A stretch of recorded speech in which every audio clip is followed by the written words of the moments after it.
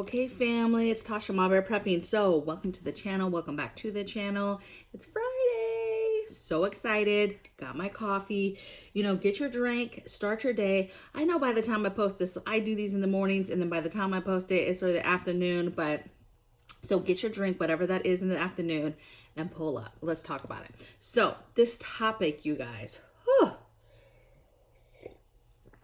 When I first started thinking about, okay, I'm gonna start doing the channel, and I brainstormed, you know, 1,000, maybe not 1,000, but it was hundreds of topics. I just spent one day just writing out all types of topics, what I would want to talk about, just to see if I felt like I had enough to talk about, right?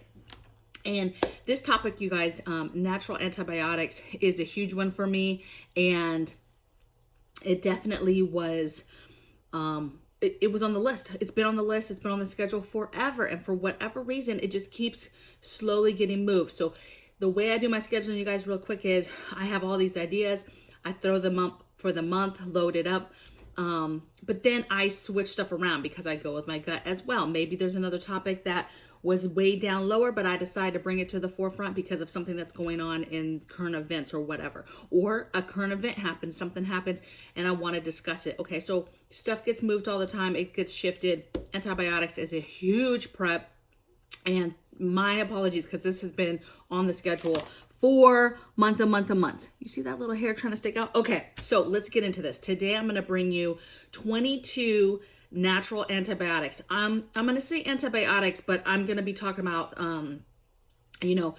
seed form, extract form, oil form, plants that you can plant, foods, right? So we're just going to be talking about mosh posh of different antibiotics that you can get your hands on, natural stuff. Now, what I'm going to say is disclaimer right at the front.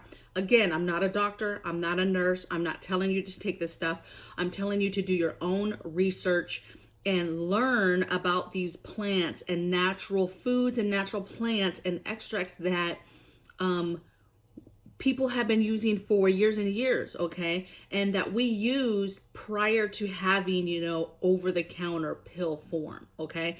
And so it's just super important to understand, the herbal backgrounds, what plants can do what, right? What can help or aid in whatever ailment. And then from there, you figure out how you're going to store it and do that. So I'm going to give you 22 antibiotics.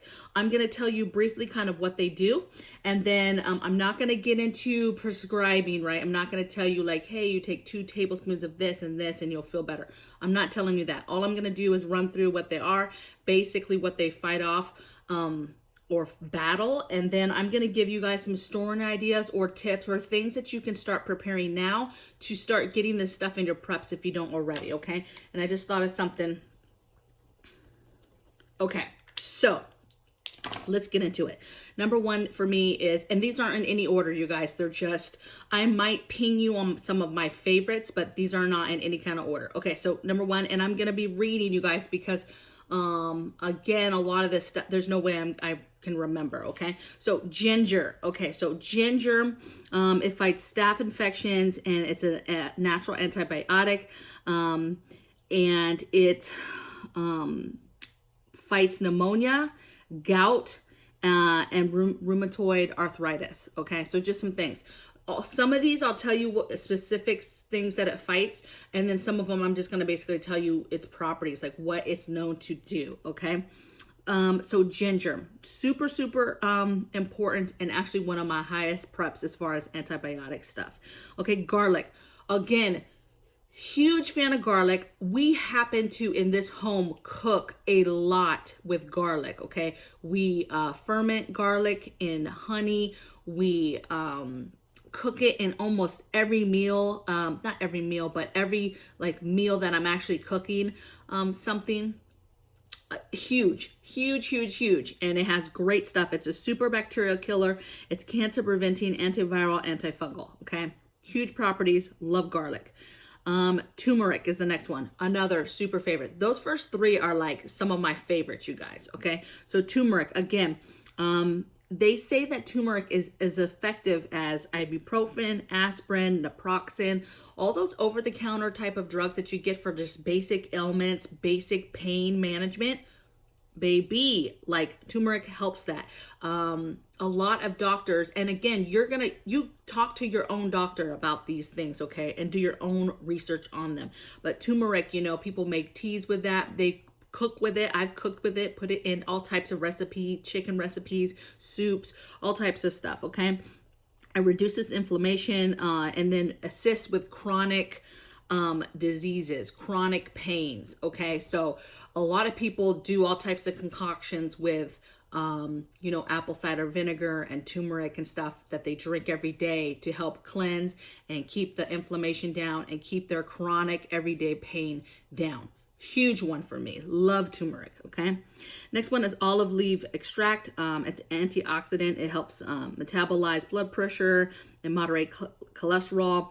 And it basically just kills harmful bacterial and viruses. All right, next one is, I'm going to say this wrong, but again, it's one of my favorite. Echinacea.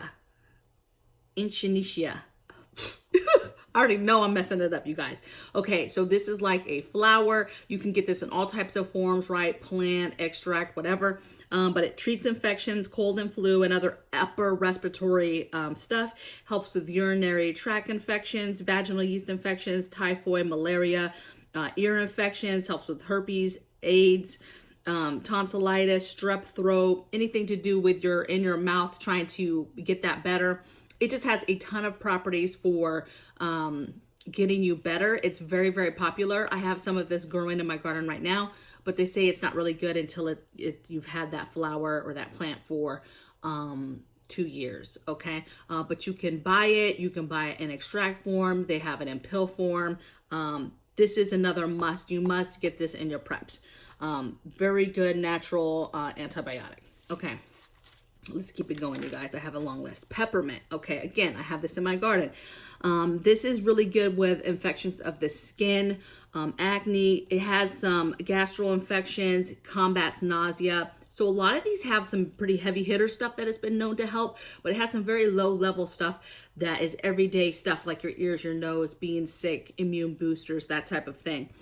As you know, peppermint also has a natural cooling property to it. And so that acts as a really good fever reducer. So again, an everyday thing that would help. So overall peppermint, that's why there's certain things on this list that you'll always see in like a tea form, right? Hey, you can get an Echinacea tea. You can get a peppermint tea.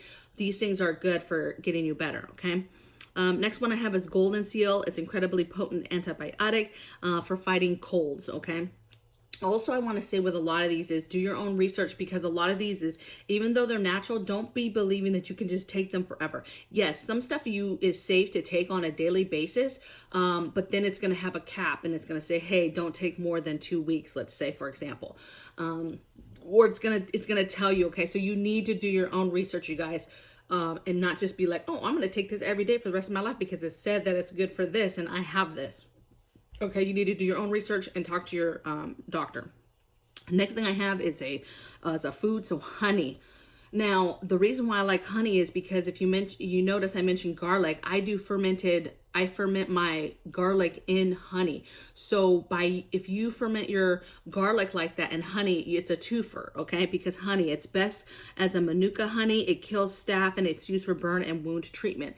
That specific kind of honey, they actually sell that to hospitals in like a hospital grade type of honey that they use at hospitals. So even if you're not getting that, like basic honey has great properties, okay? Again, in this house, I cook a lot with honey, mostly because I cook a lot with that honey garlic. And so I find myself a lot of times if I'm making beans, soup, stews, chicken, even salmon, I'm cutting up that garlic that's fermented, but it's in that honey, right? And so I'm using and drizzling that honey on stuff too. So it's just amazing. All right, next thing I have is grapefruit seed extract, highly antibacterial, fights yeast and fungus, and rids the body of mold and parasites. So another good one. Horseradish is the next one. Fights colds, influenza, and lung congestion. Myrrh, probably not saying it right. It's MYRRH. It treats ulcers, coughs, asthma, cancer, arthritis, pain. It's really for oral infections, and it helps with, you know, all the stuff again that has to do with your throat and your mouth, right? Bronchitis, sore throat, swollen tonsils, all that stuff back there, okay? Mouth sores, any of that stuff. Okay, so let's get into a little bit more of your herbs. So oregano, so basically oregano, cilantro, coriander, I put them all together. They're all great for inflammation and basically UTIs. Thyme is good for sore throats, bronchitis, and it's an antifungal. Rosemary is great for skin stuff, skin infections. Fennel seeds are good for sinus infections and diarrhea. Again, a low-level symptom, diarrhea, that's kind of common, right? So fennel seeds. And then you're not just taking the seeds, you guys, you're crushing them down, okay? Chamomile is a natural antibiotic. It's great for... chamomile is, again, one that you'll find that's very common in like teas and stuff because it's a great overall antibiotic, natural antibiotic, and it's very good for switching your body from a fighting mode, if you will, to a healing mode. Okay, so chamomile is very, very strong and very good. Cinnamon, good for sore throats. Lemons, antiseptic, prevents infections from getting worse, so it kind of nips it in the butt. So again, remember when you're trying to get better, lemons is a huge thing that has that is added to teas and stuff when you're not feeling good. Honey, lemon. If you're seeing a theme here, a lot of these things we kind of already go to, but we've just never really given it the clout that it deserves of these being helpful, especially if we get ourselves in a world where we don't have the over-counter stuff to help us. Lavender, this is great topical for antiseptic. So for cuts, scrapes, helps new skin growth. It treats staph and then ear infections, but it's known, I think, more in the community for topical application. Okay, next thing, this is another very popular one that a lot of people already kind of know about and grow, and that's elderberry. Treats flu, drastically reduces flu symptoms. Again, it's just a great everyday plant, if you will, to have. Again, you can get it in all types of forms, pill form, and when I say pill form, like a vitamin type form, but you can get it, you can get this stuff, you can grow it, you know, actually grow the plant. Elderberry syrup, people make a lot of syrup with it. Okay, so dandelions is the next one. Aids blood sugar control, potent antioxidant, lower blood pressure and cholesterol.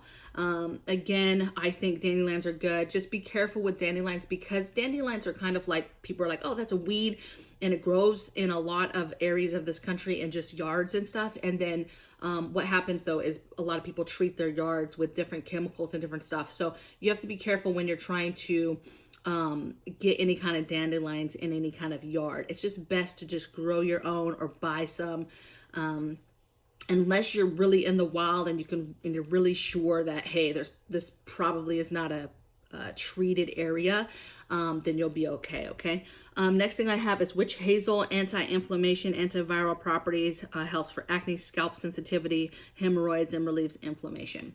Now, a lot of these, like I said, you've got to do your own research. I know that there's more. Now let's talk about some tips and storing ideas. So what I love about, I think why I'm so I gravitate towards this is because, one, I prep meds hardcore. And I'm always thinking about the backup of stuff.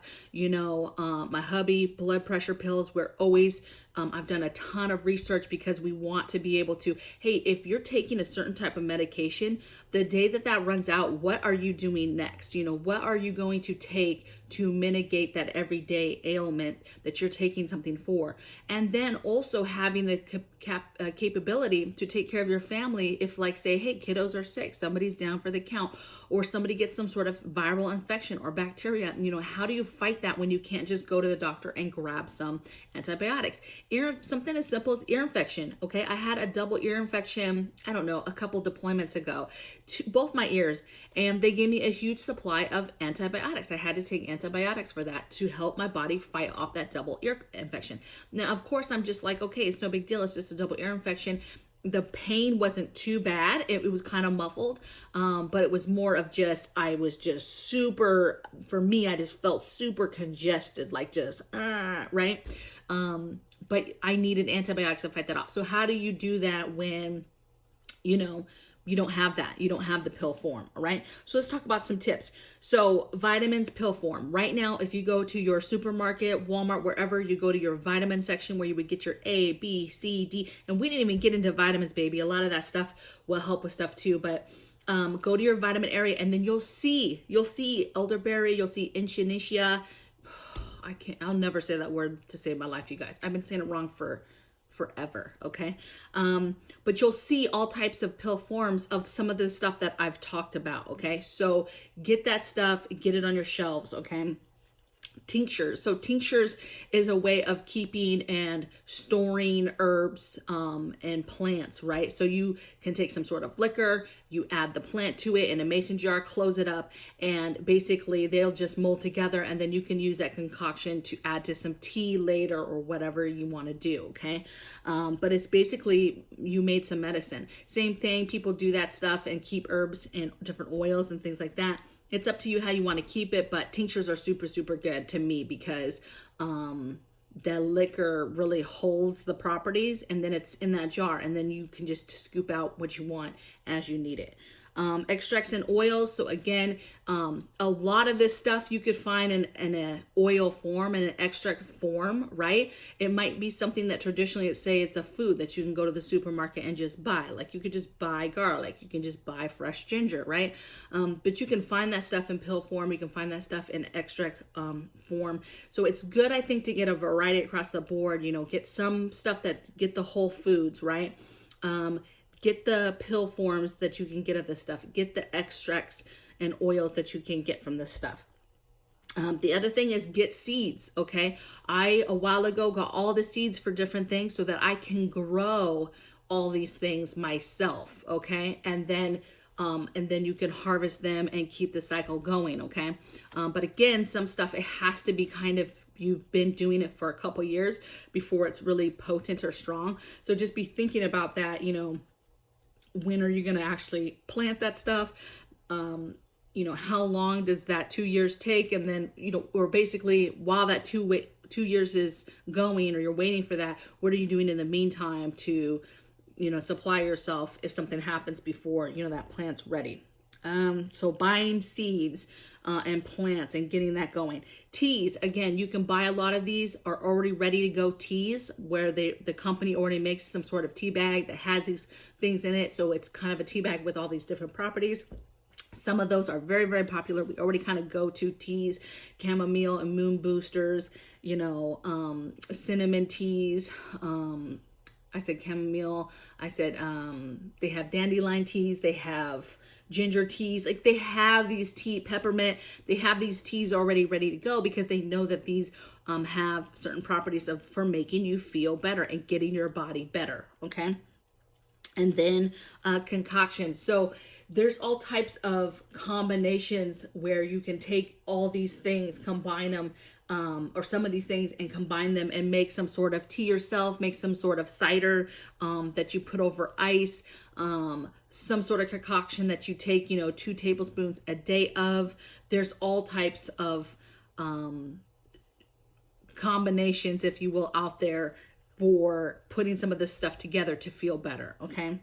The other only tip that I'm going to say is get your books. So I have several books on natural remedies, herbal remedies, you know, your herbal holistic type books that go over different plants, that go over different extracts, that go over different foods, how to do this, mix this together. I have books that you just go to the back and find out what's wrong with you. Hey, I have cramps. I have super bad cramps. What can I do? And you can go to that and it will literally tell you the things that will help you get through that and help fight those symptoms, okay? So I think that it's super important to get those books, tab them out to certain things that either one, you already know is a precondition that you already know is going on in your family, whether that's something that somebody is taking medicine for on a regular basis or something that happens a lot in your house, all your everyday stuff that you know has happened a lot in your house, and getting the basics ready to battle those things, okay? And then just knowing, you know, hey, what are the strongest antibiotics that you can get to do this. The other thing that I will say, and again, do your own research, but we prep basically animal antibiotics. So you basically can go to a store right now and there's over-the-counter antibiotics that you can buy for animals, okay? Fish mox, there's different antibiotics that preppers prep as far as antibiotics. So again, I am not a doctor. I am not a nurse. So I'm not going to go tell you, hey, go get animal antibiotics. But I have animal antibiotics in my preps. Okay. So that's all I'm going to say with that. Again, not a doctor, not a nurse. I'm not telling you to get any of this stuff. I'm just telling you that these are some things that I prep, and I prep them in multiple different ways, so that I'm covered as far as how I'm trying to treat the person or do. You know, am I trying to make a solve? Am I trying to make some sort of topical? Am I trying to make something that I would just take a spoonful of and put it in some tea or a drink? You know, is there certain foods here that I'm going to cook with all the time because I know overall they're great for overall health and keeping somebody healthy? See what I'm saying? So I would love to hear in the comments below any natural biotics that I missed, right? What are your go-tos? What maybe some of your favorite concoctions that you want to share with the group. I am personally, this is a huge area for us, for preps, and I am super excited to hear your comments and see what you guys have to say so that I can take that knowledge that you guys feel like sharing with me as well. And I'll see you guys on the next video. Take care.